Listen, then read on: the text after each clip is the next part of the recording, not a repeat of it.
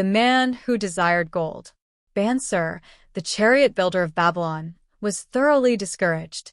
From his seat upon the low wall surrounding his property, he gazed sadly at his simple home and the open workshop in which stood a partially completed chariot. His wife frequently appeared at the open door.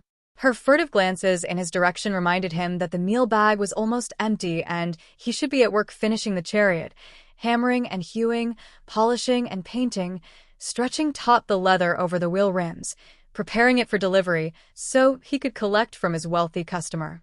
Nevertheless, his fat, muscular body sat stolidly upon the wall. His slow mind was struggling patiently with a problem for which he could find no answer. The hot, tropical sun, so typical of this valley of the Euphrates, beat down upon him mercilessly. Beads of perspiration formed upon his brow and trickled down unnoticed to lose themselves in the hairy jungle on his chest. Beyond his home towered the high terraced walls surrounding the king's palace. Nearby, cleaving the blue heavens, was the painted tower of the Temple of Bel. In the shadow of such grandeur was his simple home and many others far less neat and well cared for. Babylon was like this, a mixture of grandeur and squalor, of dazzling wealth and direst poverty, crowded together without plan or system within the protecting walls of the city. Behind him, had he cared to turn and look, the noisy chariots of the rich jostled and crowded aside the sandaled tradesmen as well as the barefooted beggars. Even the rich were forced to turn into the gutters to clear the way for the long lines of slave water carriers on the king's business, each bearing a heavy goatskin of water to be poured upon the hanging gardens. Bansir was too engrossed in his own problem to hear or heed the confused hubbub of the busy city. It was the unexpected twanging of the strings from a familiar lyre that aroused him from his reverie. He turned and looked into the sensitive, smiling face of his best friend, Kabi, the musician.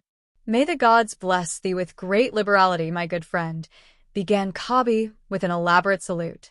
"Yet, it does appear they have already been so generous thou needest not to labor. I rejoice with thee in thy good fortune. More, I would even share it with thee. Pray, from thy purse which must be bulging else thou wouldst be busy in yon shop, extract but 2 humble shekels and lend them to me until after the nobleman's feast this night. Thou wilt not miss them ere they are returned." "If I did have 2 shekels," Bansir responded gloomily, "to no one could I lend them, not even to you, my best of friends, for they would be my fortune, my entire fortune. No one lends his entire fortune, not even to his best friend." "What?" exclaimed Kabi with genuine surprise. "Thou hast not 1 shekel in thy purse, yet sit like a statue upon a wall. Why not complete that chariot? How else canst thou provide for thy noble appetite? 'Tis not like thee, my friend. Where is thy endless energy? Doth something distress thee? Have the gods brought to thee troubles?" "A torment from the gods it must be," Bansir agreed. "It began with a dream, a senseless dream, in which I thought I was a man of means. From my belt hung a handsome purse, heavy with coins. There were shekels which I cast with careless freedom to the beggars. There were pieces of silver with which I did buy finery for my wife and whatever I did desire for myself. There were pieces of gold which made me feel assured of the future and unafraid to spend the silver. A glorious feeling of contentment was within me. You would not have known me for thy hard-working friend, nor wouldst have known my wife, so free from wrinkles was her face and shining with happiness. She was again the smiling maiden of our early married days." "A pleasant dream, indeed," commented Kabi, "but why should such pleasant feelings as it aroused turn thee into a glum statue upon the wall?" "Why, indeed, because when I awoke and remembered how empty was my purse, a feeling of rebel lions swept over me. Let us talk it over together, for, as the sailors do say, we ride in the same boat, we two. As youngsters, we went together to the priests to learn wisdom. As young men, we shared each other's pleasures. As grown men, we have always been close friends. We have been contented subjects of our kind. We have been satisfied to work long hours and spend our earnings freely. We have earned much coin in the years that have passed, yet to know the joys that come from wealth, we must dream about them." "Bah! Are we more than dumb sheep? We live in the richest city in all the world. The travelers do say none equals it in wealth.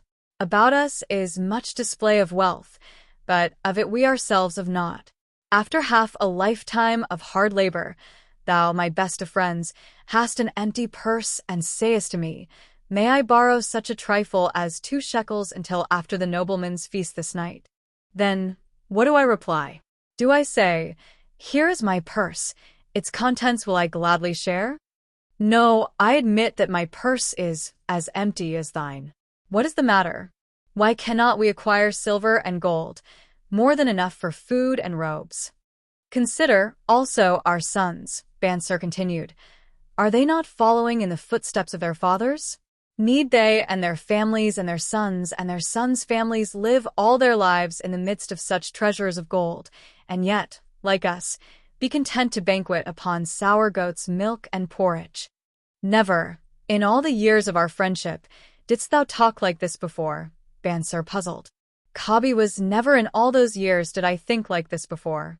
From early dawn until darkness stopped me, I have labored to build the finest chariots any man could make, soft-heartedly hoping some day the gods would recognize my worthy deeds and bestow upon me great prosperity. This they have never done. At last I realize this they will never do. Therefore, my heart is sad. I wish to be a man of means. I wish to own lands and cattle, to have fine robes and coins in my purse. I am willing to work for these things with all the strength in my back, with all the skill in my hands, with all the cunning in my mind, but I wish my labors to be fairly rewarded. What is the matter with us? Again, I ask you, why cannot we have our just share of the good things so plentiful for those who have the gold with which to buy them? Would I know an answer? Kabi replied, no better than thou am I satisfied. My earnings from my lyre are quickly gone. Often must I plan and scheme that my family be not hungry. Also, within my breast is a deep longing for a lyre large enough that it may truly sing the strains of music that do surge through my mind. With such an instrument could I make music finer than even the king has heard before? Such a lyre thou shouldst have. No man in all Babylon could make it sing more sweetly, could make it sing so sweetly. Not only the king but the gods themselves would be delighted. But how mayest thou secure it while we both of us are as poor as the king's slaves? Listen to the bell. Here they come. He pointed to the long column of half-naked, sweating water-bearers plodding laboriously up the narrow street from the river. 5 abreast they marched, each bent under a heavy goatskin of water. A fine figure of a man, he who doth lead them. Kabi indicated the wearer of the bell who marched in front without a load. A prominent man in his own country, 'tis easy to see. There are many good figures in the line, Bansir agreed, as good men as we. Tall, blond men from the north, laughing black men from the south, little brown men from the nearer countries. All marching together from the river to the gardens, back and forth, day after day, year after year. Naught of happiness to look forward to. Beds of straw upon which to sleep, hard grain porridge to eat.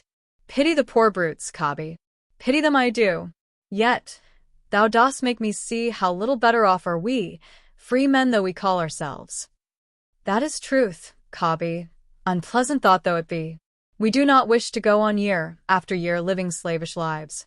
Working, working, working, getting nowhere. Might we not find out how others acquire gold, and do as they do? Kabi inquired. Perhaps there is some secret we might learn if we but sought from those who knew, replied Bansir thoughtfully. This very day, suggested Kabi, I did pass our old friend, Arkad, riding in his golden chariot. This I will say, he did not look over my humble head as many in his station might consider his right. Instead, he did wave his hand that all onlookers might see him pay greetings and bestow his smile of friendship upon Kabi, the musician. He is claimed to be the richest man in all Babylon, Bansir mused. So rich the king is said to seek his golden aid in affairs of the treasury, Kabi replied. So rich, Bansir interrupted. I fear if I should meet him in the darkness of the night, I should lay my hands upon his fat wallet. Nonsense, reproved Kabi. A man's wealth is not in the purse he carries. A fat purse quickly empties if there be no golden stream to refill it. Arkad has an income that constantly keeps his purse full, no matter how liberally he spends. Income, that is the thing, ejaculated Bansir. I wish an income that will keep flowing into my purse whether I sit upon the wall or travel to far lands. Arkad must know how a man can make an income for himself. Dost suppose it is something he could make clear to a mind as slow as mine? Methinks he did teach his knowledge to his son. No, Macer, Kabi responded. Did he not go to Nineveh and, so it is told at the inn, become, without aid from his father, one of the richest men in that city? Kabi, thou bringest to me a rare thought. A new light gleamed in Bansir's eyes. It costs nothing to ask wise advice from a good friend, and Arkad was always that. Never mind though our purses be as empty as the falcon's nest of a year ago.